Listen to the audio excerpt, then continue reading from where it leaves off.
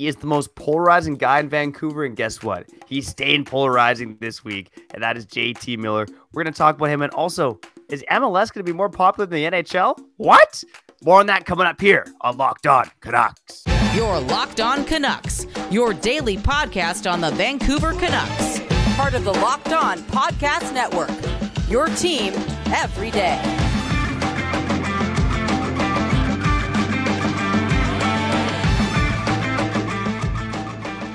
Hey, welcome to another episode of Locked On Canucks. My name is Trevor Beggs, Canucks writer and part-time credentialed media member for Daily Hive, Vancouver. And before we dive into today's show, we got to thank you for tuning into Locked On Canucks. It's your team every day, kind of, sort of, almost, whatever it is. Just go make sure you subscribe or follow for free on YouTube or wherever you listen to podcasts.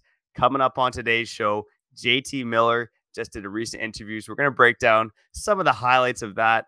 And Kyle also wants to talk about how much he loves the MLS over the NHL. But first and foremost, let me introduce my co-host, Kyle Bowen, MLS's #1 fan. How you doing? Wow. Okay, more on this in what, 10 minutes, 10 minutes, 12 minutes. But you know what it is, right? It's Locked On Canucks, not Locked On World of Sports. We got to start off with the team that only matters. For real.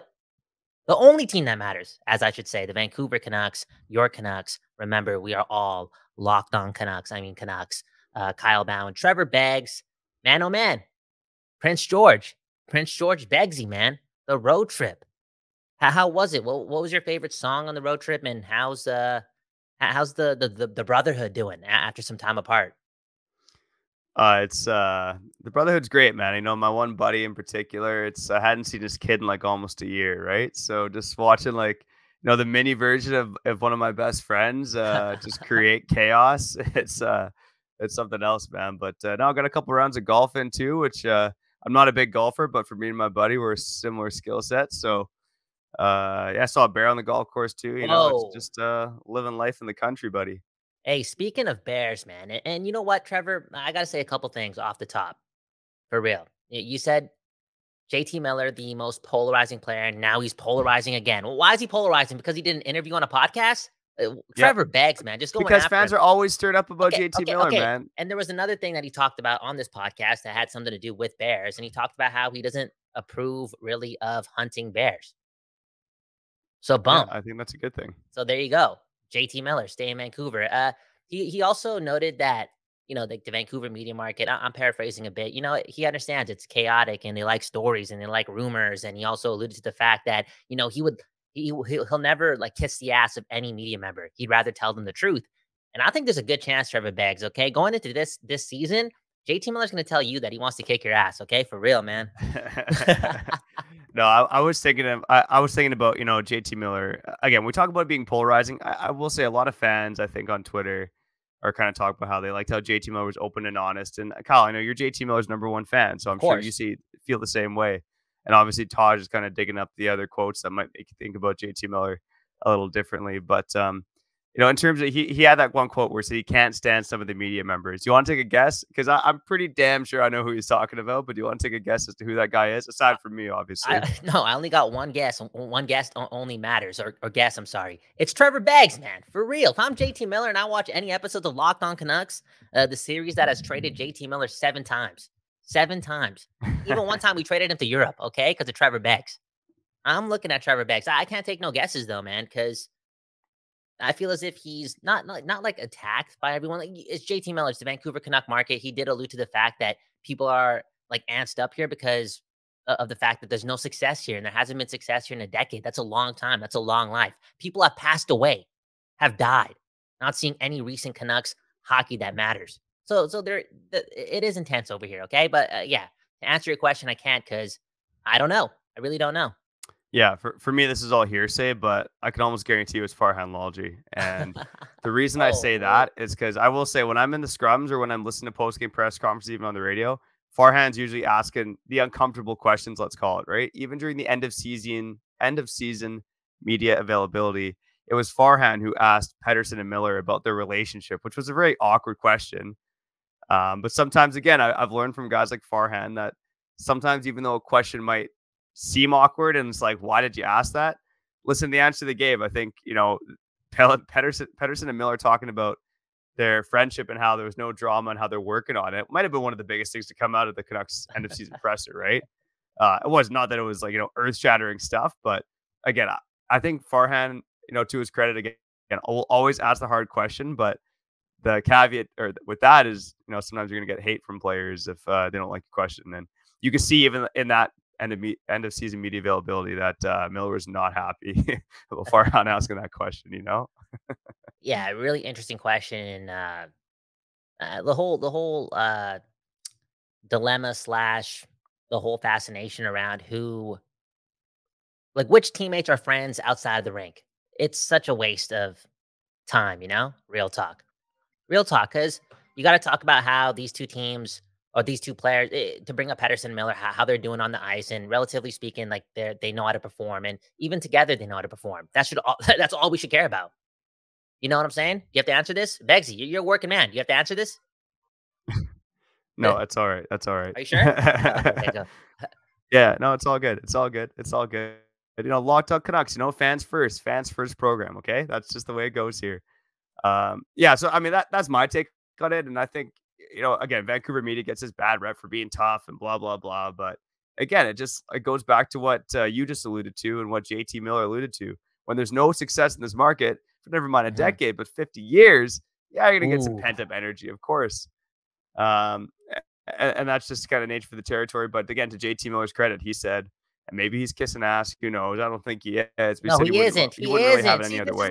This is why he's going to want to deck you in the face, man. He's not kissing no ass, man. It's a good old American boy right there. Good old son of a gun, okay? And he just tells it how it is. He just tells it how it is. And I feel like he's a high emotional player, but he's also low maintenance. So if you add those two things together, there's a lot of I don't give an F about him.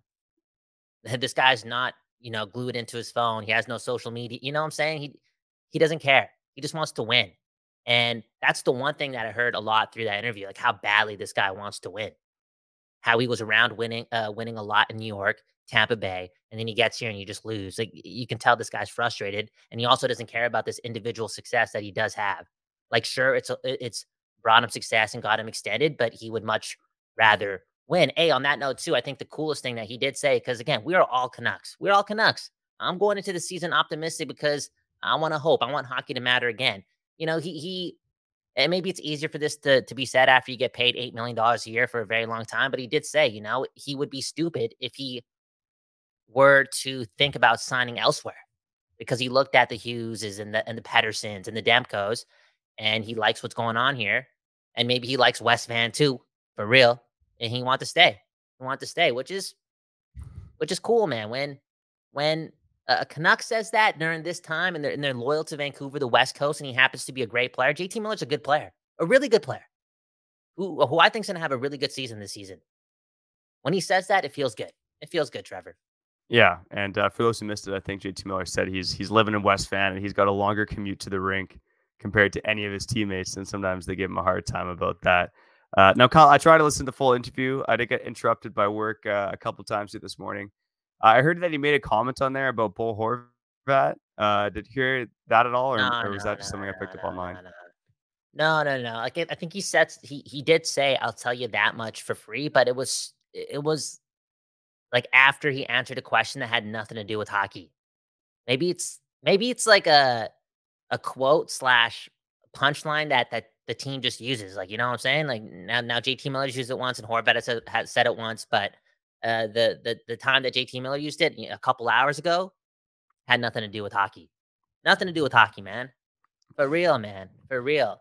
He alluded to a lot of things, and if you're going to bring up Horvat, he didn't specifically, mention Horvat's name, but he did touch on many times, it sounded like, how much change there has been in Vancouver and how you could write a book about this team and what's been happening over the last 2 seasons. And he danced around the whole Boudreau thing, but you could tell that it made him mad uncomfortable because Boudreau's a great dude, and this is professional sports, and this is what's happening on the team. It was all Bush League stuff. He didn't say that. I'm saying that, but you could just tell that was the energy. They understood that as well. I'm going to make a prediction here, okay? And again, this is coming from optimistic bound. This could all change in November 15th when the Canucks get off to another cold start. But I'm hoping that the best things happen, and we're hoping, and again, we're watching hockey games, and that's the only thing that matters. Not friendships, not friendships. We're talking about the chemistry on the ice. I do believe that when all is said and done, when the Canucks start winning again, JT Miller's going to be a big part of it, and he's going to be laughing at the fact that he's now everyone's favorite player, because I still think that he has the intangibles to be that guy. To be that guy. He's a character. First of all, he's a character. He's the only one that gives like non-cliche answers. He's personable, and he happens to be a great hockey player too, who gets into fights too. And we'll talk more about that in a couple of minutes, okay? For real, he throws down, puts his team first. He does that for the city. Come on, man. Come on. Let us know in the comments if you love JT Miller more than Kyle does, because I do think that Kyle is probably the number one JT Miller fan here in Vancouver. And hey, the guy deserves some love. Speaking of things that deserve some love, do you think the MLS deserves more love than the NHL? Because Kyle, again, number one MLS fan, number one JT Miller fan. How could those two things coexist? Find out on the other side. But first, we got to shout out a sponsor, okay? You know, newborn life, it has me short on sleep. It's harder to work out and eat healthy like I used to once upon a time. And that's why I have a hard time living life without my AG1 in the morning. You know, since I've been drinking AG1, I've noticed an overall feeling of sustained energy, support for my mental clarity, and focus. And hey, I need that focus to bring you the goods here on Locked On Canucks. AG1, it replaces your multivitamin, your probiotic, and more, and puts it in one simple drinkable habit. AG1 uses a science-driven formulation of vitamins, probiotics, and whole food source nutrients. Science, baby. And Kyle, you and I were both over the age of 30, and I know that we both need a product like AG1 to keep us feeling like we're only 29. So if a comprehensive solution is what you need from your supplement routine, then try AG1 and get a free 1-year supply of vitamin D and 5 free AG1 travel packs with your first purchase. Go to ag1.com/NHL Network. That's drinkag1.com/NHL Network. Check it out. By the way, before we get back to the show, I got to remind you again that every episode of Locked On Canucks will be available on YouTube, Spotify, Apple Podcasts, your favorite podcatcher at 4:20 p.m. for no reason at all. Again, every episode of Locked On Canucks at 4:20 p.m. for no reason at all. Let's get back to the show.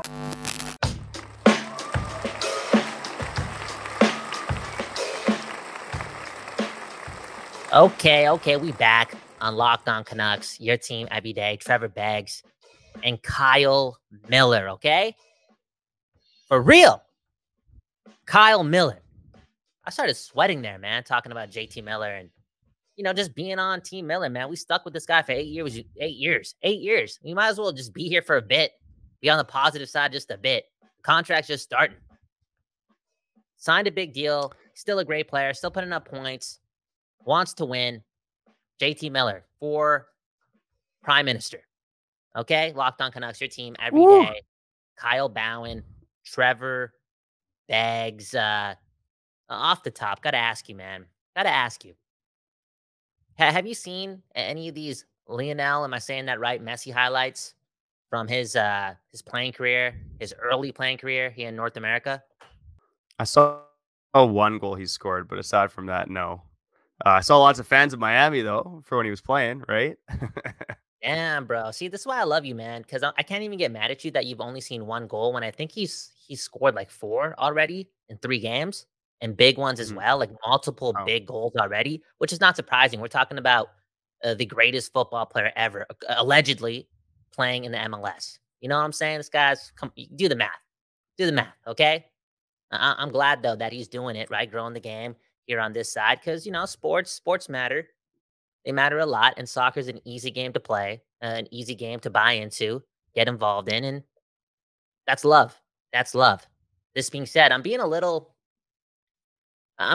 selfish because I'm taking what's happening with Lionel Messi and I'm comparing it right away to what's been happening with the NHL. And I'm no TV expert. I don't know all the stats. I've just seen a couple tweets in regards to what's been happening with the NHL over the last couple of years. And yeah, it's either plateaued or just going downwards, especially relative to other things in media. And we have We know it, man. The NHL are just behind things.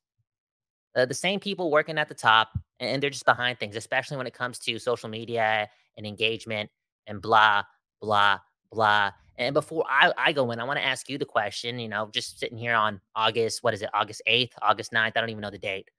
Like, how can the game grow through entertainment digitally through the online world? Because again, the MLS is being shared by the millions right now, by the millions and millions and millions. That wasn't the case 12 months ago, 18 months ago. Now they got Messi and it's happening, but again, by the millions. And sooner or later, when Max Kellerman said that the NHL was like way down the list and college football obviously over it in North America? Well, dude, the MLS is coming. MLS is coming for real. How can the game grow? Yeah, I wish I had a golden answer, buddy, because I do. if I did, maybe you have the golden answer. I have it. Okay, I wish you had it. All so I'm right, going to say it right now. Let's hear. Two things, and one thing's going to hurt. I know this is, Trevor, this may be my last day here on Locked On Canucks. So I'm going to say it. I'm going to say it because it's going to work. It's going to work if somehow, some way, they chose to market and build around this, and that's fights. I'm not saying encourage there to be more fights, but post about it. You know what I'm saying? It's still part of the game, and when it happens, make it a big deal. Look what happened over the weekend with baseball.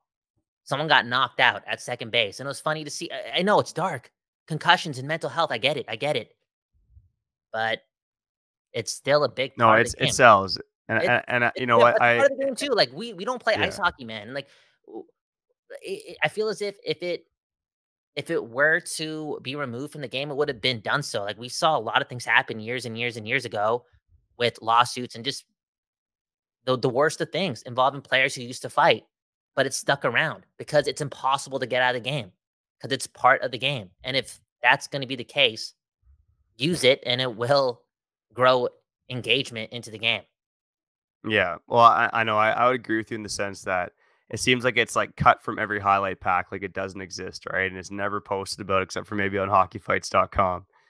But every casual fan I talk to loves fighting in hockey. Every casual fan I talk to loves a physical game.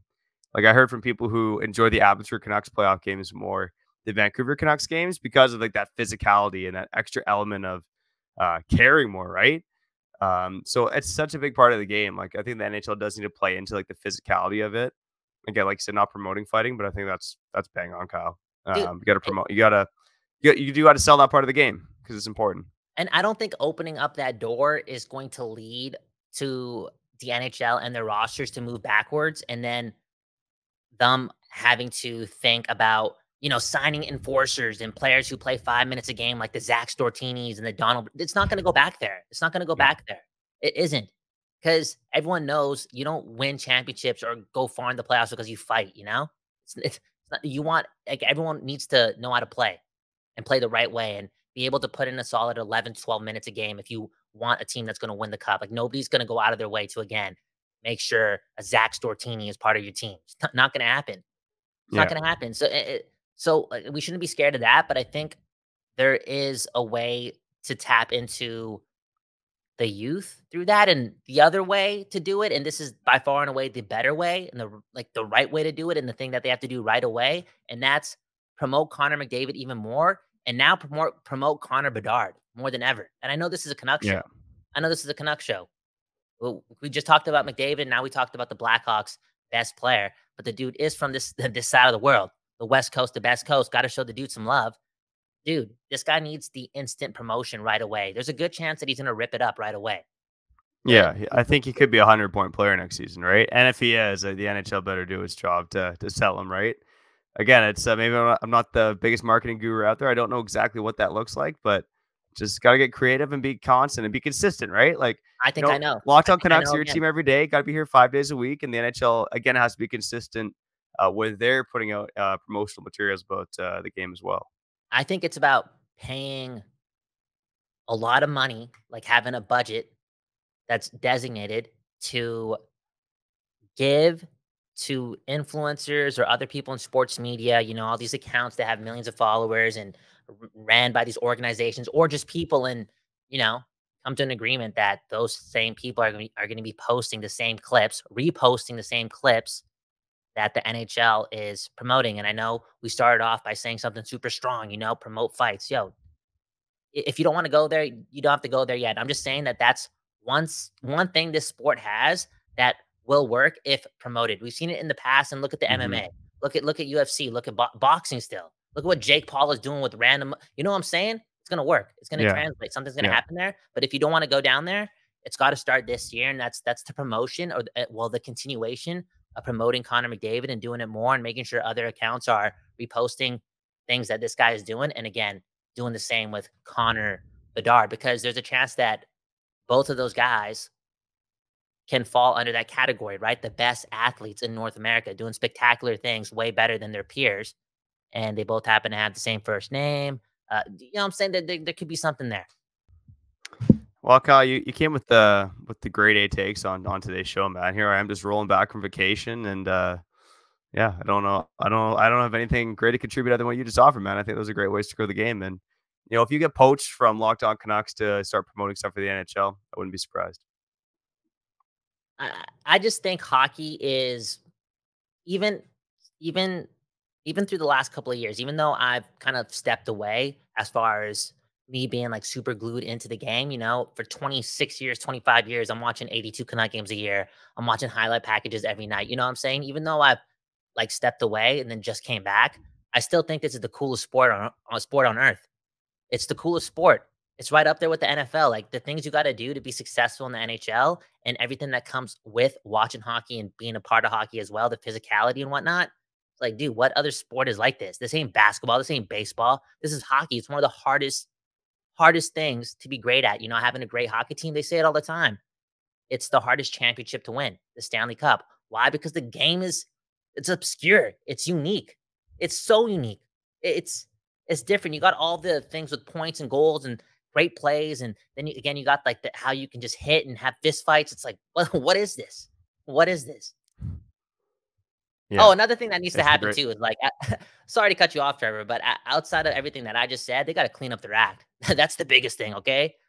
Hockey culture just got to be a lot cleaner. Like that's why there needs to be a huge shift and a continuation of having new leaders in prominent positions so they can really transition into not being so old school. Like, a lot of things. Anyways, what were you going to say? I can't even remember, man. It wasn't that important. I was just going to pump your tires, and let's see if you have any more great takes on the other side on Komment Korner, buddy. You're on a roll today, okay?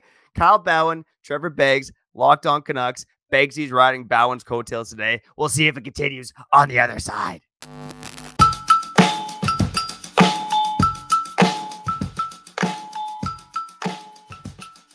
Okay, we back here on Locked On Canucks. Kyle Bowen, Trevor Beggs, Locked On Canucks, man.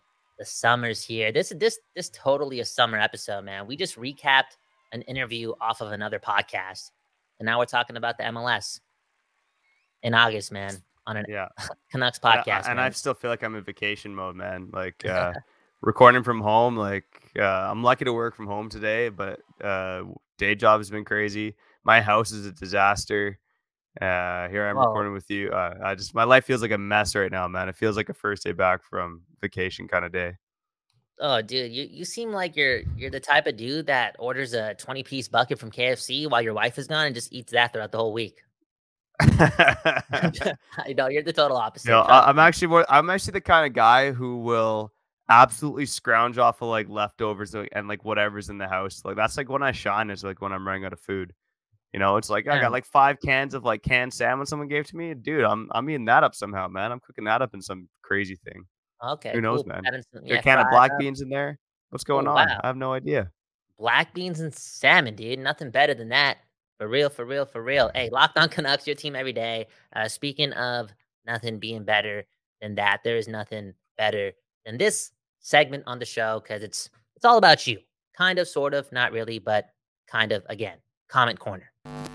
Welcome to Komment Korner, powered by Paraphrasing. This comment comes from Joe. So if you guys are right, and it's Boeser, Pettersson, and Kuzmenko, who's going to go out there and win board battles and retrieve pucks? Okay, Trevor, this is where you shine because you are the advocate of having Brock Boeser up there with Pettersson and Kuzmenko, right? Because those two, Kuzmenko and Pettersson, those two are playing together. We'd like to think forever, whatever forever means, based on what we saw last year. Let's see that happen for years and years and years and years to come. They need another line mate. You said Brock Boeser a couple times on the program. Now I'm kind of warming up to that as well. And now we have Joe saying, okay, if that happens, who's retrieving pucks? Who's winning board battles? Answer the question, Trevor. I mean, first and foremost, it's Elias Pettersson. And not to take the cop-out route, you know what I mean? But he's the best player on the Canucks. And when you see him in the offensive zone, he is in there retrieving pucks. And when I think about the success that Pettersson and Kuzmenko had last season, they weren't necessarily beating guys on the boards with their physicality, but they were getting pucks, they were retrieving pucks, and they were getting it off quick to line mates. I think Boeser can succeed in that department as well. I know, but there's this idea that you have to have like a Mikheyev or a Bovillia on that line. Like, I just don't think it's true. Put your three most skilled guys on the line. They all know how to play on the boards. They all know how to handle the puck. They're all good at getting the puck. I think there can be some success there. But yeah, of those three players in the same line, I see Pettersson and then probably Boeser next as the guys who are going to win board battles most. Not to say Kuzmenko doesn't win board battles, but I feel like he's almost kind of floating, waiting for Pettersson to get him the puck. And that's how it was throughout most of the regular season. And now, I will kind of divert here quickly. One idea I have for an episode here, Kyle, in August is how Kuzmenko played with or without Pettersson. And now it might not mean a whole lot because they're going to be stapled beside each other, we assume, for most of next season. But it's interesting to look at, I think, how Kuzmenko succeeded without playing with Pettersson. I mean, it's the first NHL season. He ripped it up. How much of that was due to Pettersson, I guess, is the main question here. And this may not make complete sense. I'm going to have a tough time articulating it. But based on what I saw at Kuzmenko, and I brought up his intelligence many times over the last couple of days, I'm not saying intelligence is everything and you can avoid having to battle a lot along the boards because of your smarts. Like, you're able to retrieve pucks based on your mental skills and your IQ of the game. But that does happen sometimes, like maybe having it kind of does scare me a little bit when you answer with, oh, Pettersson's going to retrieve the pucks and going to win the board battles. Cause I know he can. He's a dog. That's what makes Pettersson that good. That's why we put Pettersson on that pedestal. We understand that, he just broke out last year as far as a 100-point player and all that jazz. But we've seen the other things for years and years and years and years. This guy's a dog. You barely see players with that much skill do that along the boards and is that intense. We understand that. Again, though, kind of scares me when you want to put the pressure on him to do so. But I'm kind of with you, man. I'm kind of with you, like saying that, okay, he can do that as well. And maybe what I said is true in the intelligence with the Kuzmenko. Maybe they can avoid having to battle so much along the boards and they can always just have the puck, blah, blah, blah. I'm also with you when it comes to Boeser. And like, maybe Pettersson obviously can get the most out of Boeser, and that allows the team to have more exponential success. Like, when he's doing really good and Boeser has that confidence, it opens up maybe 1 or 2 or 3 more wins for the Vancouver Canucks. Yeah, 100%. And again, when I think of about a Kuzmenko, Pettersson, Boeser line, I think they can all kind of flip roles, right? They're all good at handling the puck. They can all win board battles. They all have a lot of skill. Like, I think they can throw the opposition off by not just doing the same thing every game. So, like I said, let's see if Talking listens, man. It's a combo I want to see at least at some point early on next season, maybe even in training camp. And let's see if again, let us know in the comments whether you're with me or you're against me on Pettersson, Kuzmenko, and Boeser playing together. Man, oh man. Okay, it was really nice seeing you again. It's been a couple of days. It's nice talking Canucks and the world of sports and more JT Miller with you as well. Totally blessed to be here on Locked On Canucks with you. For real. We did drop an episode on Friday when Trevor wasn't here, okay? For real. Move those shoulders. Let's move and let's talk about Friday's episode because it was important. It was really important. It involved you. A whole episode of Komment Korner, so go check that out on Friday. We also had the NHL prospects being evaluated by the team over on Locked On Prospects. And they talked about the Canucks prospects and they ranked them at number 24. So if you want to hear more about that, again, we dropped an episode on Friday. This all being said, I'll shut the hell up. Begsy, sign us out. All right. Shout out to the everydayers, the occasional listeners. And if this is your first time tuning in, welcome to the program, okay? I appreciate all the people who have subscribed to the channel recently. I hear we're up around 720 subscribers. And hopefully there's 7,000 more to come in the days, weeks, months ahead. Again, coming up, trying to figure out the summertime content, but I do have a couple ideas percolating. Again, Kuzmenko, how did he play without Pettersson? I also maybe want to talk about the next Alex Burrows, okay? Is he on the Canucks right now? Going to talk about that on another episode, but for now, I'm Trevor Beggs. That guy's Cal Bowen, and you've been listening to Locked On Canucks.